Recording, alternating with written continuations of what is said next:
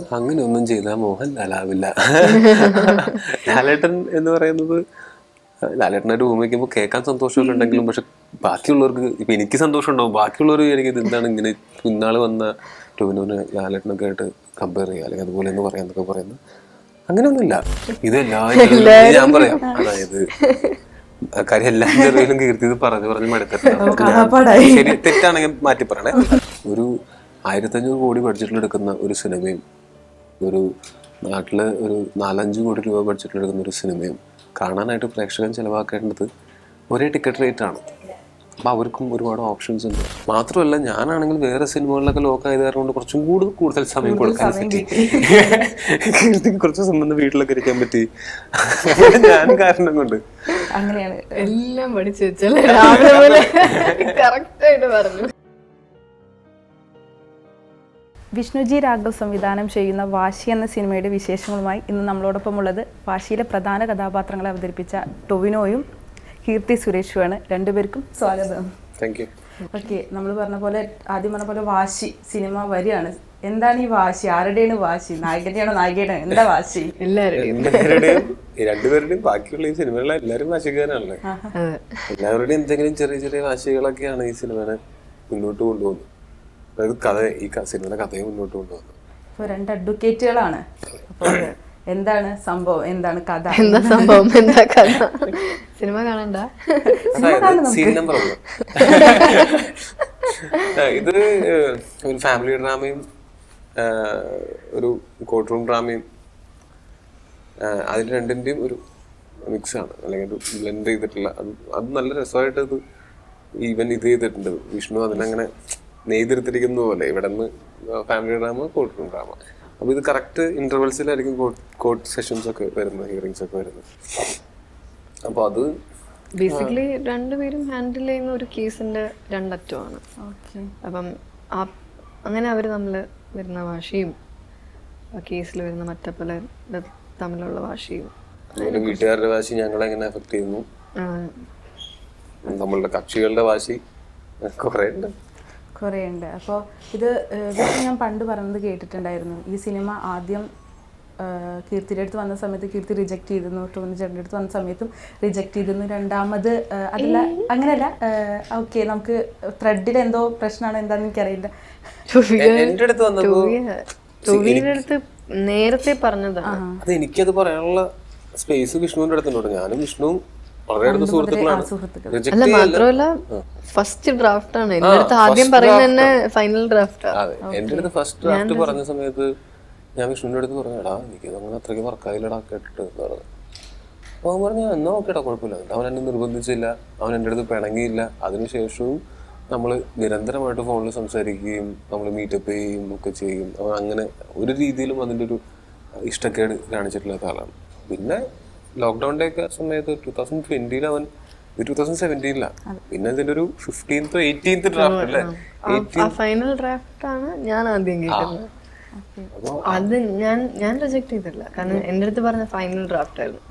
അത് കഴിഞ്ഞിട്ട് പിന്നെ ടോവിനോ വിളിച്ചു. എന്റെ അടുത്ത് 18th ഡ്രാഫ്റ്റ് ഒക്കെ എത്തിയപ്പോഴേക്കും അവൻ അതിലേക്ക് ഇട്ടിട്ടുള്ള എഫേർട്ട്, റിസർച്ച്, അതുപോലെ അവൻ്റെ മെന്റേഴ്സ് പോലെയുള്ള ആൾക്കാരാണ് മഹേഷ് ഏട്ടൻ, മഹേഷ് നാരായണനും പിന്നെ ബോബി സഞ്ജയ്. അവർ രണ്ടുപേരും ഇവരൊക്കെ ആയിട്ടിരുന്ന്, പിന്നെ ഇവൻ്റെ നമ്മളൊരു സുഹൃത്തുണ്ട്, ഒരു ചാക്കോ എന്നുണ്ട്, പുള്ളി ഹൈക്കോടതി ലോയറാണ്. ഇവരൊക്കെ ആയിട്ട് ഡിസ്കസ് ചെയ്തിട്ട് ഇതിനെ പോളിഷ് ചെയ്യാന്നല്ല, ഭയങ്കരമായിട്ട് ഈ മറ്റേത് ആദ്യം ഉണ്ടായിരുന്ന ഒരു ചെറിയ ത്രെഡ് ആയിരുന്നെങ്കിൽ ഇത് ഭയങ്കരമായിട്ട് വർക്ക് ചെയ്ത ഒരു ഫുൾ സ്ക്രിപ്റ്റ് കേട്ട് കഴിഞ്ഞപ്പോഴത്തേക്ക് എനിക്ക് ഭയങ്കര വർക്കായി. അപ്പം ഞാൻ പറഞ്ഞാ സെയിം സ്ക്രിപ്റ്റ് ആണെങ്കിലും ഭയങ്കര മാറ്റം ഉണ്ടല്ലോ, ഭയങ്കര. അപ്പൊ അതാണ് പറഞ്ഞ ഇത്രയും വർഷം അവൻ അതിനകത്ത് ഇട്ട എഫേർട്ടാണ്. അവൻ അങ്ങനെ അവൻ ഭയങ്കര പാവവും ഒക്കെ ആണെങ്കിലും അവൻ ഭയങ്കര ഇതിനു വേണ്ടി കുറെ ഡിറ്റർമൈൻഡ് ആണ്. ഇപ്പോൾ സൗഹൃദമുണ്ട്. ഇപ്പോൾ കീർത്തിക്കാണെങ്കിലും ചൈൽഡ്ഹുഡ് ഫ്രണ്ടാണ്, തീവ്ര മുതലുള്ള പരിചയമുണ്ട്. അപ്പോൾ ഈ സൗഹൃദങ്ങൾ സിനിമയാകുമ്പോൾ എങ്ങനെയാണ് കാണുന്നത്? അത് കുറച്ചും കൂടി എളുപ്പമാണോ? ഭയങ്കര എളുപ്പമല്ലേ? പ്രോസസ്സ് എളുപ്പമാണ് നമുക്ക് അങ്ങോട്ടും ഇങ്ങോട്ടും.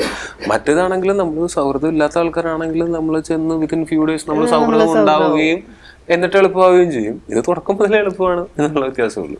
ഇങ്ങനെ സ്ക്രിപ്റ്റിങ്ങിലായാലും ഇപ്പോൾ ത്രൂ ഔട്ട് പറഞ്ഞിരുന്നു നമുക്കിത് ഇന്ന സീനൊന്ന് ജസ്റ്റ് ചേഞ്ച് ചെയ്ത് നോക്കാം അങ്ങനെയൊക്കെ അല്ല, ഫുൾ സ്ക്രിപ്റ്റ് കേട്ടിട്ട് ഇഷ്ടപ്പെട്ടിട്ടാണോ നമ്മൾ കമ്മിറ്റ് ചെയ്യുന്നത്. പിന്നെ എന്തെങ്കിലും സജഷൻസ് നമുക്ക് മനസ്സിൽ തോന്നിയ സജഷൻസ് പറയാം, എന്തെങ്കിലും സംശയങ്ങൾ തോന്നി കഴിഞ്ഞാൽ എനിക്ക് ഇങ്ങനെ ഒരു സംശയം തോന്നുന്നു എന്നൊക്കെ പറയാം.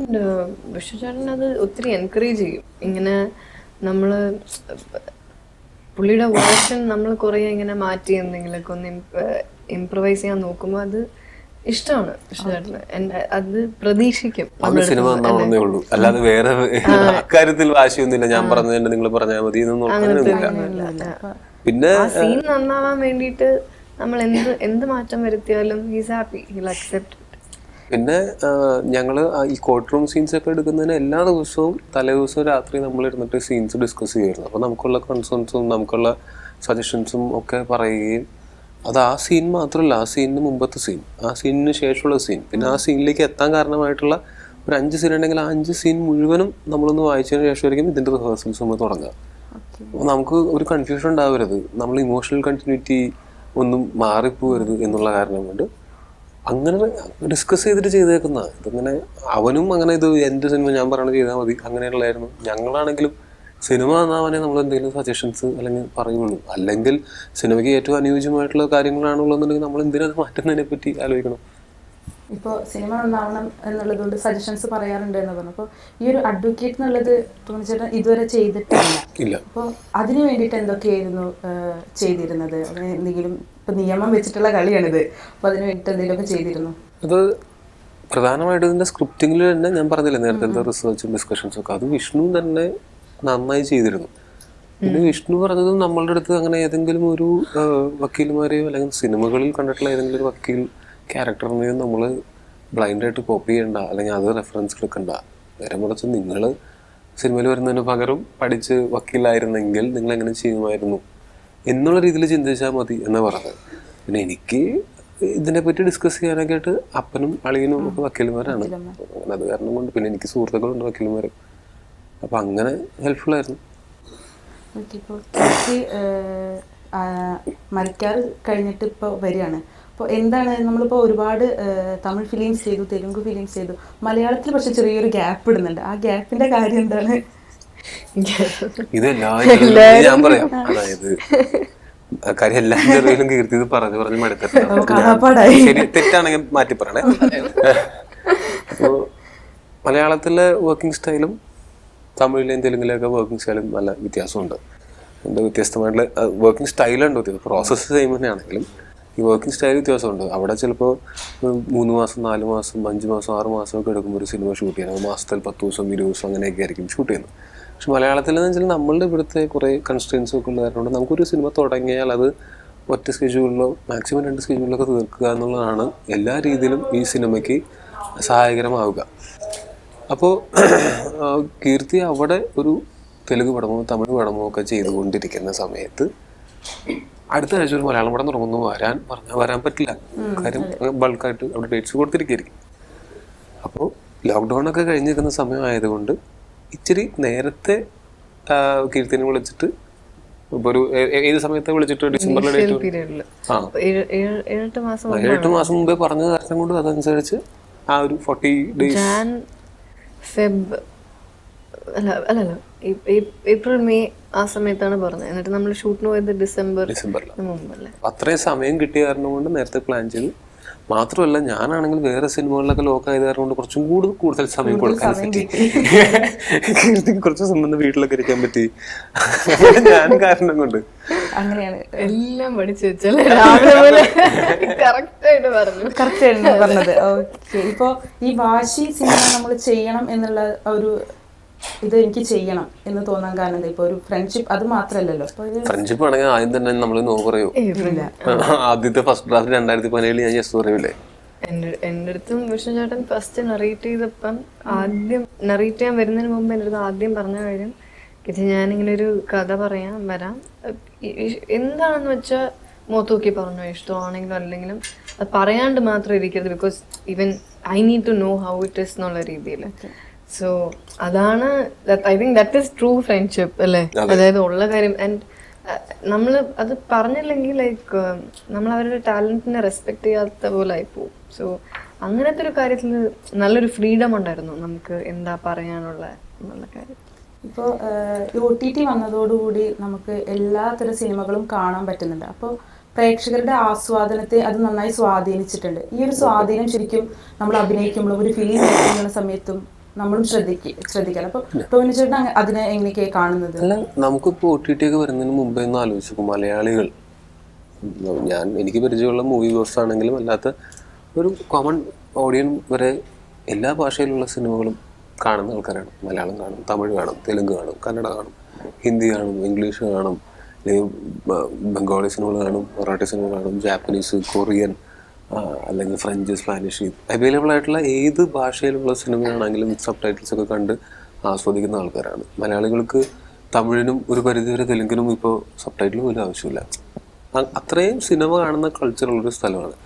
അപ്പോൾ നമ്മൾ ഈ OTT ഒക്കെ വരുന്നതിനേക്കാൾ എത്രയോ മുമ്പേ മലയാളം ഇൻഡസ്ട്രിയിൽ എന്തുകൊണ്ട് കണ്ടന്റ് ബേസ്ഡ് സിനിമകൾ വരുന്നു, എന്തുകൊണ്ട് ഇവിടുത്തെ സ്റ്റാൻഡേർഡ് എപ്പോഴും ഹൈ ആയിട്ട് കീപ്പ് ചെയ്യാൻ നമ്മൾ ശ്രമിക്കുന്നു എന്ന് പറഞ്ഞാൽ നമ്മുടെ ഓഡിയൻസ് അതൊരു അപ്ഡേറ്റഡ് ആണ്. നമുക്ക് അവരുടെ അടുത്ത് ലൊട്ടിലൊടുക്ക് സാധനമായിട്ട് ചെല്ലാൻ പറ്റില്ല എന്നുള്ള കാര്യം നമുക്ക് പണ്ടേ അറിയാം. പിന്നെ ഇവിടുത്തെ ആൾക്കാർ വളരെ സീരിയസ് ആയിട്ടുള്ള ഫിലിം ബഫ്സാണ്. അപ്പോൾ പണ്ട് മുതലേ നമ്മൾ അങ്ങനെയാണ്. ഇപ്പോൾ കുറച്ചും കൂടെ കൂടുതൽ എക്സ്പോഷറാണ് കിട്ടിയിരിക്കുന്നത്. എല്ലാ ഭാഷയിലും സിനിമ കാണുന്ന ആൾക്കാർക്ക് മുമ്പിലാണ് നെറ്റ്ഫ്ലിക്സും ആമസോണും സോണി ലിവും ZEE5 തുടങ്ങിയിട്ടുള്ള അവർ എല്ലാ ഭാഷയിലുള്ള സിനിമകളും ഇന്റർനാഷണൽ സിനിമകളൊക്കെ കാണുകയാണ്. നമുക്ക് കാണാൻ ആക്സസിബിൾ ആയിട്ടുള്ള ഏതൊരു സിനിമയും ഇന്ന് ഏതൊരു ആൾക്കും സിനിമയുമായിട്ട് യാതൊരു ബന്ധവുമില്ലാത്ത ഒരു സിനിമ കാണാൻ ആഗ്രഹിക്കുന്ന ഒരു ആസ്വാദകരും അവൈലബിൾ ആണ്. എന്ത് സിനിമ പുസ്തകമാണെങ്കിലും അല്ലെങ്കിൽ എന്ത് സിനിമ, ഇപ്പോൾ മാസ്റ്റർ ക്ലാസ് ആർക്ക് വേണമെങ്കിലും അത് സബ്സ്ക്രൈബ് ചെയ്യാം. അതിന് നമ്മൾ സിനിമ നടന്നുകൊണ്ട് ID ഒന്നും കാണിക്കേണ്ട കാര്യമില്ലല്ലോ. അപ്പോൾ ആർക്ക് വേണമെങ്കിലും അങ്ങനെ കാര്യങ്ങൾ കാണാനും പഠിക്കാനും ഒക്കെയുള്ള സാഹചര്യമുള്ള ഈ ഇൻ്റർനെറ്റിൻ്റെ ഭയങ്കരമായിട്ടുള്ള സ്വാധീനമുള്ള ഈ ഒരു സമയത്ത് പിന്നെ ഇവർ സ്പെൻഡ് ചെയ്യേണ്ടതും ഒരു 1500 കോടി ബഡ്ജറ്റിലെടുക്കുന്ന ഒരു സിനിമയും ഒരു നാട്ടിൽ ഒരു 4-5 കോടി രൂപ ബഡ്ജറ്റിലെടുക്കുന്ന ഒരു സിനിമയും കാണാനായിട്ട് പ്രേക്ഷകൻ ചിലവാക്കേണ്ടത് ഒരേ ടിക്കറ്റ് റേറ്റാണ്.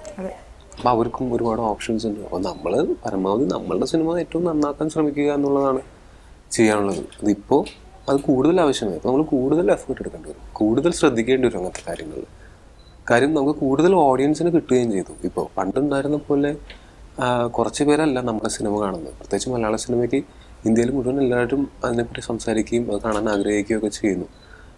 അപ്പോൾ കൂടുതൽ ഓഡിയൻസിലേക്ക് with more power comes more responsibility എന്ന് പറയുന്ന പോലെ കൂടുതൽ ആൾക്കാർ നമ്മുടെ സിനിമ കാണുമ്പോൾ നമ്മുടെ റെസ്പോൺസിബിലിറ്റിയും കൂടും. ഓക്കെ, ഇപ്പോൾ ചെറിയ ബഡ്ജറ്റ് മൂവി ആണെന്നുണ്ടെങ്കിലും നമ്മളിലേക്ക് എത്തുന്ന സമയത്ത് അതിന് വലിയൊരു മെസ്സേജ് തരാറുണ്ട്. അപ്പോൾ ശക്തമായിട്ടുള്ള മെസ്സേജുകളായിരിക്കും നമുക്ക് തരുന്നത് ചെറിയ ബഡ്ജറ്റ് മൂവി, വലിയ ബഡ്ജറ്റ് മൂവിയിലുണ്ടാവും. അപ്പോൾ ഈ വാശി എത്തരത്തിലുള്ള ഒരു message? First of all budget എന്ന് പറയുന്നത് ഒരു സിനിമ നല്ലതോ മോശമോ ആവാനായിട്ട് മാനദണ്ഡമായിട്ട് അതിനേക്കാൾ ബഡ്ജറ്റിനേക്കാൾ മാനദണ്ഡം വരാൻ പോകുന്ന അതിൻ്റെ കണ്ടന്റും അതിൽ വർക്ക് ചെയ്യുന്ന ആൾക്കാരും ടെക്നീഷ്യൻസും ആക്ടേഴ്സും എല്ലാം. വലിയ ബഡ്ജറ്റിൽ മോശം മൂവിയൊക്കെ എടുക്കാൻ പറ്റും, ചെറിയ ബഡ്ജറ്റിൽ നല്ല പടവും എടുക്കാൻ പറ്റും. മഹാനദിക്ക് നാഷണൽ അവാർഡ് കിട്ടി. ഇപ്പോൾ ഈ അവാർഡുകൾ നമുക്ക് കൂടുതൽ റെസ്പോൺസിബിൾ ആണെന്ന് തോന്നിയിട്ടുണ്ടോ മറ്റ് സിനിമകൾ എടുക്കുന്ന സമയത്ത്? അതായത് ചില ആൾക്കാർ പറഞ്ഞ് ഞാൻ കേട്ടിട്ടുണ്ട്, ഒരു അവാർഡ് കിട്ടിയപ്പോൾ ആ രീതിക്കുള്ള മൂവീസ് ആയിരിക്കും കൂടുതൽ വരിക, അങ്ങനെയുള്ള ഒരു എക്സ്പെക്റ്റേഷൻ വരുന്ന ആൾക്കാർക്കുണ്ടെന്ന്. കീർത്തിക്ക് അങ്ങനെ വല്ലതും തോന്നിയിട്ടുണ്ടോ? അത് എനിക്ക് അത് കഴിഞ്ഞിട്ട് ഇങ്ങനത്തെ സിനിമകളായിരുന്നു കൂടുതൽ വന്നത്. നമ്മൾ പക്ഷെ വേറൊരു രീതിയിലെ പാറ്റേൺ ഫോളോ ചെയ്യണം എന്ന് ആഗ്രഹിക്കുമ്പോൾ ആ സമയത്ത് നമ്മൾ എന്താണോ വിചാരിക്കുന്നത് നമുക്കത് വരില്ല. അപ്പം ഇങ്ങനത്തെ ഇതേ പാറ്റേൺസ് തന്നെയാണ് ഞാൻ ടോവിയുടെ അടുത്തും പറഞ്ഞു. ഈ മിന്നൽ മുരളി കഴിഞ്ഞിട്ട് സെയിം തിങ് ടോവിയുടെല്ലേ പറഞ്ഞോണ്ടിരുന്നത് ബ്രേക്ക് ചെയ്യണം എന്ന് പറയുന്ന കാര്യം. അപ്പോൾ അതുപോലെ നമ്മൾ ബ്രേക്ക് ചെയ്യാൻ നോക്കുമ്പോൾ അത് ബ്രേക്ക് ചെയ്യാൻ പറ്റാണ്ടാവും. അത് but that happens, it's a phase, we just have to surpass it. ഇങ്ങനെ പോകുന്നോറും അതങ്ങ് മാറിക്കോളും. ഒരു ആക്ടറെ സംബന്ധിച്ചുള്ള എല്ലാത്തരം പ്രേക്ഷകരെയും നമുക്ക് വേണം. ഒരു പെർട്ടിക്കുലർ സെറ്റ് ഓഫ് ഓഡിയൻസിന് വേണ്ടി മാത്രം നിരന്തരമായിട്ട് സിനിമകൾ ചെയ്യാൻ പറ്റില്ല. അവാർഡിന് വേണ്ടി മാത്രം അല്ലെങ്കിൽ അങ്ങനത്തെ ഒരു മാത്രം പറ്റില്ല. ശരിക്കും നമ്മൾ എല്ലാത്തരം സിനിമകളും ചെയ്യുന്നു. നമ്മുടെ പെർഫോമൻസ് നല്ലതാകുമ്പോൾ അവാർഡ് കിട്ടുന്നത് സന്തോഷം. ഓക്കെ, ഇനി ചോദിക്കാനുള്ളത് ഇപ്പോൾ കീർത്തി ഒരുപാട് തെലുങ്ക് മൂവീസ് ചെയ്തിട്ടുണ്ട്, ടോവിനോ ചേട്ടൻ ഒരു മൂവി മാത്രമേ ചെയ്തിട്ടുള്ളൂ. അപ്പോൾ ഇനി അന്യഭാഷ ചിത്രങ്ങൾ ചെയ്യുന്നുണ്ടോ, അതോ അതിനെക്കുറിച്ചുള്ള ചർച്ചകൾ നടക്കുന്നുണ്ടോ? നല്ല കഥകളൊക്കെ വരികയാണെങ്കിൽ തീർച്ചയായിട്ടും അങ്ങനെ ഒരു ചിന്ത ഇല്ലാതില്ല. പക്ഷെ നമുക്ക് വരുന്നത് അങ്ങനെ നമ്മൾ എക്സൈറ്റ് ചെയ്യിക്കണം. ഒന്നാമത് ഞാൻ ഇവിടെയുള്ള എൻ്റെ സിനിമകൾ മാറ്റി വെച്ചിട്ട് പോകാൻ മാത്രം എക്സൈറ്റിംഗ് ആയിട്ടുള്ള ഓഫറുകൾ വന്നാലാണ് കാര്യം ഞാൻ ഇവിടെ ഒരുപാട് പേർക്ക് വാക്ക് കൊടുക്കുകയും നമ്മൾ കുറച്ച് നല്ല പ്രൊജക്റ്റ് ലൈനപ്പ് ചെയ്ത് വയ്ക്കുകയൊക്കെ ചെയ്തിട്ടുണ്ട്. അപ്പോൾ ഇതെല്ലാം ഇട്ടെറിഞ്ഞ് ഞാൻ പോകണമെങ്കിൽ എനിക്ക് ഇതിനേക്കാൾ എക്സൈറ്റിംഗ് ആയിട്ടുള്ള എന്തെങ്കിലും വന്നാൽ ഡെഫിനറ്റ്ലി ചർച്ച നടക്കുന്നുണ്ട്. എന്തായാലും ചർച്ചകൾ ഇഷ്ടംപോലെ നടക്കുന്നുണ്ട്. ഓക്കെ, ഞാനൊരു ഫ്രണ്ട് പറഞ്ഞ ഒരു കാര്യമാണ്, ചേട്ടൻ ലാലേട്ടൻ്റെ പോലെയാണ് വളർച്ച. അതായത് ഒരു എന്താ പറയുക, ഒരു നെഗറ്റീവ് ക്യാരക്ടറായിട്ട് വന്ന് പിന്നെ പയ്യെ പയ്യെ മൂവീസിലെല്ലാം വന്നു, പിന്നെ ഒരു കൊല്ലത്തിൽ 4-5 സിനിമകളൊക്കെ ചെയ്യാൻ തുടങ്ങിയത്. അങ്ങനെ ആരെങ്കിലും പറഞ്ഞിട്ടുണ്ടോ? അങ്ങനെ ഒന്നും ചെയ്താൽ മോഹൻലാലാവില്ല. ലാലേട്ടൻ എന്ന് പറയുന്നത് ലാലേട്ടനെ റൂമിൽ വയ്ക്കുമ്പോൾ കേൾക്കാൻ സന്തോഷമൊക്കെ ഉണ്ടെങ്കിലും പക്ഷെ ബാക്കിയുള്ളവർക്ക് ഇപ്പം എനിക്ക് സന്തോഷം ഉണ്ടാവും, ബാക്കിയുള്ളവർ എനിക്ക് എന്താണ് ഇങ്ങനെ ഇന്നാൾ വന്ന ടൊവിനോനെ ലാലേട്ടനൊക്കെ ആയിട്ട് കമ്പയർ ചെയ്യുക അല്ലെങ്കിൽ അതുപോലെ എന്ന് പറയാന്നൊക്കെ പറയുന്നത് അങ്ങനെയൊന്നുമില്ല. അങ്ങനത്തെ ഒരു നമ്മൾ അങ്ങനെ മനഃപൂർവ്വം അങ്ങനെ ഒരു പാറ്റേൺ ഫോളോ ചെയ്തത് ഒന്നുമല്ല. യാദൃശ്ചികവശാൽ ഞാൻ ആദ്യമായിട്ട് ചെയ്തത് വില്ലൻ വേഷം അല്ല കേട്ടോ. അതിന് മുമ്പ് ഒരു സിനിമ ചെയ്തിട്ടുണ്ടായിരുന്നു, അതിന് ശേഷമാണ് വില്ലൻ വേഷം വന്നത്. പക്ഷെ അങ്ങനെ ഒരു 1-2 സിനിമ അല്ലെങ്കിൽ കുറച്ച് സിനിമകൾ മാത്രം ചെയ്ത് എന്നെയൊക്കെ ഇത്രയും വലിയ സിനിമകൾ ചെയ്തിട്ടുള്ള ഇത്രയും പ്രഗത്ഭനായിട്ടുള്ളൊരു നടനായിട്ടൊക്കെ താരതമ്യപ്പെടുത്തുമ്പോൾ എനിക്ക് കേൾക്കാൻ കുഴപ്പമുണ്ടായിട്ടൊന്നുമില്ല, എനിക്ക് വലിയ സന്തോഷം തന്നെയാണ്. പക്ഷെ അത് ശരിയല്ല, അത് അവരെ കൊച്ചാക്കുന്ന പോലെയാണ്. ഓക്കെ, ഇപ്പോൾ പുതിയ സിനിമകൾ വരികയാണ്. അപ്പോൾ ഈ ആഷിഖ് അബു ടൊവിനോ കോമ്പിനേഷൻ അതെങ്ങനെയാണ്? ആ ഒരു കോമ്പിനേഷൻ എങ്ങനെയാണ്? അത് എനിക്ക് ഭയങ്കര ഒരു ട്രസ്റ്റുള്ള, എനിക്ക് ഭയങ്കര എന്നെ കൃത്യമായിട്ട് ഉപയോഗിക്കുന്ന നല്ല ഒരു സെൻസിബിൾ ആയിട്ടുള്ള സംവിധായകൻ ആണ് അദ്ദേഹം. അതുകൊണ്ട് തന്നെ അദ്ദേഹത്തിനോട് വർക്ക് ചെയ്യുന്ന സമയത്ത് ഞാൻ ഭയങ്കര ഐ ഫീൽ സെക്യൂർഡ്. അതുപോലെ തന്നെ ഞാൻ പുതിയതെന്തെങ്കിലും കാര്യങ്ങൾ എന്നെക്കൊണ്ട് എൻ്റെ ലിമിറ്റ്സ് പുഷ് ചെയ്യാനായിട്ട് ഭയങ്കരമായിട്ട് പ്രേരിപ്പിക്കുന്ന ഒരാൾ കൂടിയാണ്. നാരദൽ ചെയ്ത ക്യാരക്ടറാണെങ്കിലും ഇപ്പോൾ ഞാൻ നീലവെളിച്ചത്ത് ചെയ്യുന്ന ക്യാരക്ടറാണെങ്കിലും മായാനദിയിലാണെങ്കിൽ പോലും വളരെ ഈസി ആയിട്ടാണ് എന്നെ കൊണ്ട് ആ ക്യാരക്ടർ അവർ ചെയ്യിച്ചേക്കുന്നത്. അപ്പോൾ എനിക്ക് ആഷിഖേട്ടൻ്റെയും ടീമിൻ്റെയൊക്കെ വർക്കിംഗ് സ്റ്റൈൽ ഭയങ്കര ഇഷ്ടമാണ്. അങ്ങനെയാണ് ഞാൻ വർക്ക് ചെയ്യാൻ ആഗ്രഹിക്കുന്നത്. കുറച്ച് റിലാക്സ്ഡ് ആയിട്ട് സിനിമയാണ് മെയിൻ, സിനിമയാണ് ഹാപ്പിനെസ്, അങ്ങനെയാണ് വർക്ക് ചെയ്യണത്. ഓക്കെ, ഇപ്പോൾ OTT-യിൽ ഒരുപാട് സിനിമകൾ വരുന്നു. ഇപ്പോൾ OTT തിയേറ്റർ എന്ന് കാണുന്ന സമയത്ത് ഏറ്റവും ഫ്ലെക്സിബിൾ ആയിട്ട് തോന്നിയിട്ടുള്ളത് ഏതാ? OTT ആണോ തിയേറ്റർ ആണോ? നമ്മൾ രണ്ടും വേണം.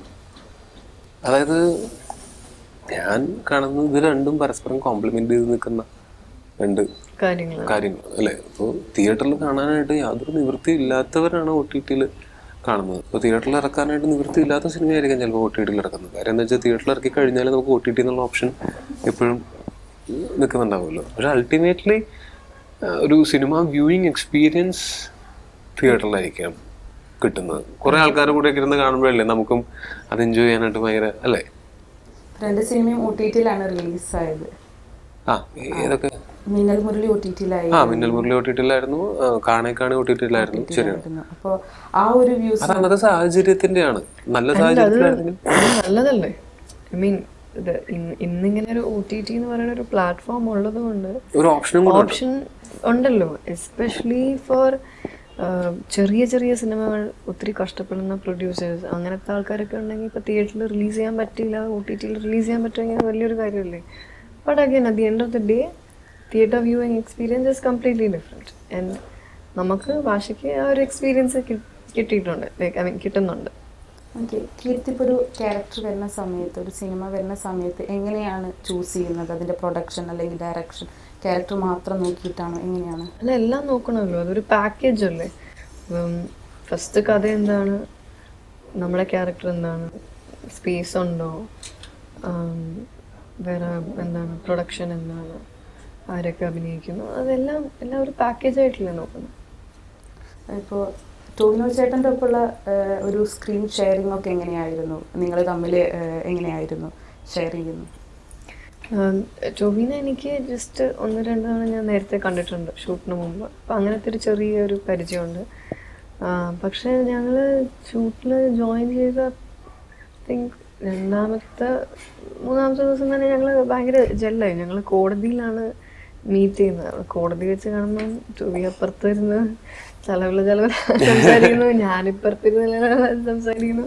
ഞങ്ങൾ രണ്ടുപേരും അതിൻ്റെ ഒരു തിരക്കിലായിരുന്നു. പക്ഷെ ഒരു ബട്ട് സ്റ്റിൽ ഒരു 3rd 4th ഡേ ഒക്കെ ആയപ്പം ഞങ്ങൾ നല്ല ജെല്ലായി. And is very lovely to work with. നമ്മൾ എന്റർടൈൻ ചെയ്തുകൊണ്ടേയിരിക്കും. ബെസ്റ്റ് എന്റർടൈനർ ഓൺ സ്ക്രീൻ മാത്രമല്ല ഓഫ് സ്ക്രീൻ. ഞങ്ങൾക്ക് എന്താ വെച്ചാല് വർക്ക് ചെയ്യാനായിട്ട് ഭയങ്കര രസമുള്ള ക്രൂ ആയിരുന്നു. ഇപ്പൊ വിഷ്ണു ഞങ്ങൾക്ക് രണ്ടാൾക്കും കുറെ കാലമായിട്ട് പരിചയമാണ്. കീർത്തിക്കാണെങ്കിൽ കൊച്ചിലെ പോലെ പരിചയമുള്ളതാണ്, എനിക്കാണെങ്കിൽ 10 വർഷമായിട്ട് പരിചയമുള്ളതാണ്. പിന്നെ സോഹിൽ ഇതിൽ അസോസിയേറ്റ് കീർത്തിയുടെ ക്ലാസ്മേറ്റ് ആയിരുന്നു. അപ്പോൾ ഇങ്ങനെയുള്ള കുറേ ഫാക്ടേഴ്സ് ഞങ്ങൾക്ക് കോമൺ ഫ്രണ്ട്സ് ഉണ്ട്.